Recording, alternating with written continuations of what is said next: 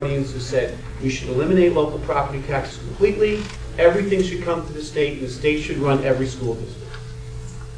Paul Trachtenberg, who was a professor at Rutgers for many, many years, has been involved in the Abbott litigation, and I took a seminar with him when I went to law school. I was sitting here, he was sitting on the other side of the aisle. When that person said that, his response was, "Oh God, no." But valid viewpoint. So now, how do you do that? If people send their kids to private school, should they pay for public education? It's available to them. They choose not to go. Should they pay as much? Should they get tax credit? What about the amount of money? It gets pretty hectic, and you have to work it through. One of the policies that we have for school boards, and we're a policy-driven organization, so it's good for me because I never have to worry about what I think, because our policy positions tell me what I think as an organization. And these guys at our delegate assembly will develop our policies and tell us what we think. But there's times when it all lines up. We have a policy that suggests that no one should have to pay over a certain percentage of their income towards property taxes. A circuit breaker of sorts. Regardless of age, there should be a cap on that. There's no cap right now, because your property tax is what it is. I think that's fair to use that word, to cap it at some level, particularly for, say, anyone on fixed income, senior citizens particularly. Should they be taxed out of their homes? You hear about that all the time. The challenge is, if you say, yeah, that's a good idea. Okay, we're going to cap this person here. Now somebody else in the community has to make that up, because the bill's still there. So what we're talking about here is, how do you pay the bill? And who pays the bill? And those who are paying more than they think they should pay are usually not happy. And I don't know too many people who would, God bless you, I don't know if there's too many people who would suggest that they're not paying enough. You don't get that too often. There may be some, but you don't get that too often. Does that help? Yes? Hi, it's Beth Kuza from Edinburgh. I just want to ask, in the examples that you gave before of when this question has gone to a vote, do you know whether or not that vote happened alongside of a budget vote? And if so, do you know whether the budget was voted down in that time or not? Is there an impact on the outcome of the budget vote by putting this question? Well, what I can tell you is some of the answers to some of those are easy. Because in West Windsor, Plainsboro, was at the 2008 school election, I happen to know there that the budget did pass, but then again, so did the referendum question. That's easy. In Great Meadows, I believe it was at the school election, and I believe while that provision was defeated, I believe the budget did pass. It's up there, I don't quite know how to get this back. You up? I'll do it. The Pascack Valley Regional was at a special election in September, so that didn't apply. And the Central Regional one was in March, I believe. Or at least the referendum for dissolution was in March. And so that didn't kick into the school district vote. It's a good question. I mean, politically, does it make a difference?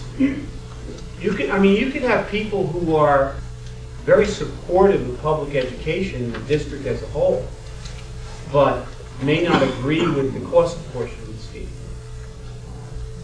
I think you probably have some people like that. So I would suspect that there would be folks who could make that decision. I mean, I live in Woodbridge. Until recently, within the last 5-6 years, our folks voted the budget down every year. They voted it down for, well, I was going to say 31 years in a row, but there was one year in the mid-90s where the district, I think it was the year after the Florio tax cuts, and there was some additional money that came in, so that there was no tax increase. I think other than that, the budget would get defeated every year. Now, it's curious because a lot of folks in our town work in the district. And you would think that they would come out and vote to support the budget. But they didn't. only recently that there's been a better community involvement to be able to get the budget passed. I would suspect that given these communities and what I do know about them, I think people can make that distinction. Yes, sir. Ron DeMayo, Minden Township. I wanted to ask about your discussion with Mr. Button earlier in the evening. I think you said, and I don't know if I got it all, but there will be some questions and answers back and forth. I think you said we don't need an impact study to put the referendum on the ballot. I think you said it was legal. And I think you said it's not going to cost anything else. What I said was, pretty much, what I said was, I am not aware of any statute or code provision that would require an impact study to put that question on the ballot. I left the door open because, given the authority of the executive county suit these days, they make all kinds of decisions that you just say, well, where did that come from? There's a general statute that gives them an awful lot of power. Could Dr. Serafino ask for that? I don't think she would. Some other county superintendents might. But I've heard people say that, but I can't find it anywhere, nor can they tell me where that would be found. So the other piece is the cost of the election. If it's a question that's going on the ballot, the board's going to adopt the budget tonight. They're going to come up with, hopefully, they're going to come up with a tax levy that they're going to send to the voters for approval. That's going to be a ballot question. This will be a second ballot question. It's a matter of just print. My conclusion was going to be, before your explanation, which I appreciate, my conclusion was going to be, why not let the people be heard? If it's legal, you don't need an impact study. It's not going to cost anything. Why not let the people be heard? And to answer your question earlier, what outcome do you want? I think what we want is high-quality education and more balanced funding. Simple. I think that's a fair position to go, whatever more balanced funding is. I mean,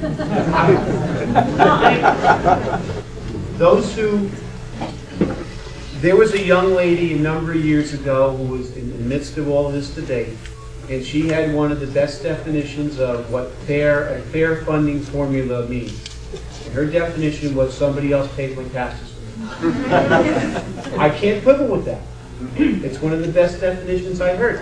I mean, if we were going to strip everything clean, there's no rules, there's no statutes, they talk about zero-based budget, zero-based cost tax allocation, okay? You want to measure ability to pay in communities, okay? And if we agree on the premise that communities should support the school district based on their ability to pay, whatever that means. Now the question is, how do we measure ability to pay? Well, people own property, and that's something you can tax, so that's probably part of the mix.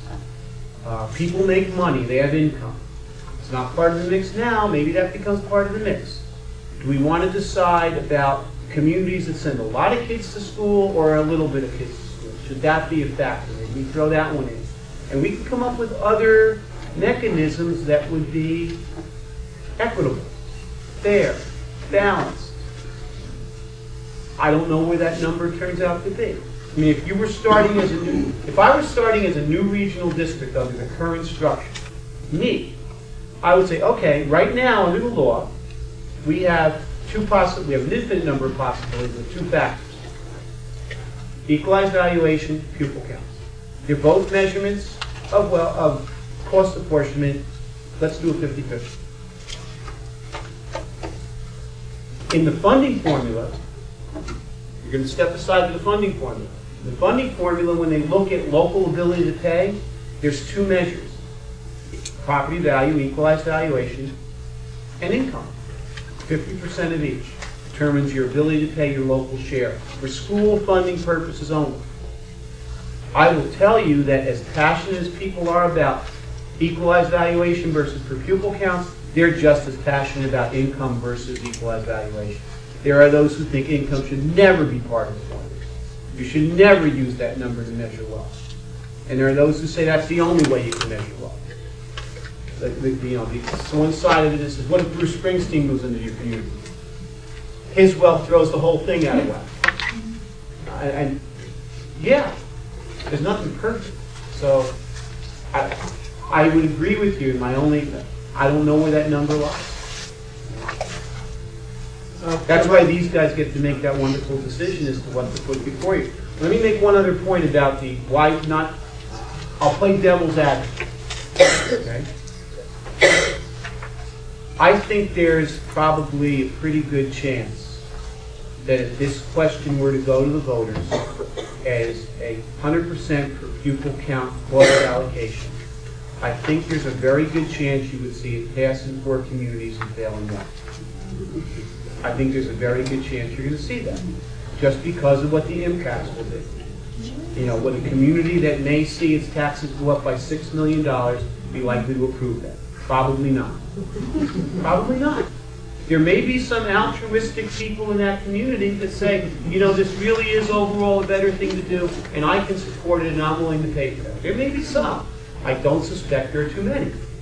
So, if you accept that premise, that this is just setting something out there that's going to fail anyway, then maybe we look at a different direction to go and put something out there that we think people can all approve. I don't know. Just a thought. Yes, Mike. A comment which leaves a couple of questions. One, I appreciate your comments about fairness being the eye. Oh, sorry, Kevin Corbett from Mendham. And fairness sort of being the eye of the beholder. And I think looking broadly in the comment you just made about the 4 versus 1 likelihood, I think the fact that 4 towns, 4 municipalities voted the way they did reflects whether fairness or imbalance. I think from my background in transportation, if the Port Authority of New York, New Jersey, you take a bridge or the tunnel, maybe Staten Island they get a little discount, but no one really cares. But New Jersey people had to pay